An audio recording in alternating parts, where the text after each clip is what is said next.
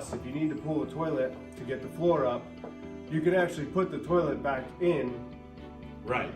and reuse this. You can't use any type of oversized wrench because, of course, you've got the tube in here. You can't use any kind of socket wrench. So literally, you have plumbing wrenches that are designed to go up, latch on, and then you rotate them from the bottom. It takes a little bit of talent to kind of get used to it. That's it. You got your doors.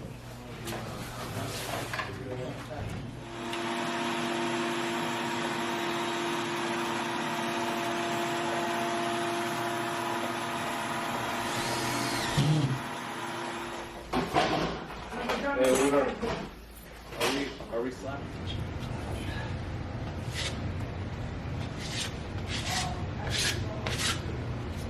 Here, look.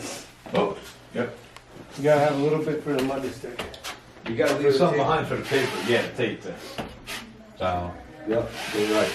Oh, look, you're literally gonna go right next to that.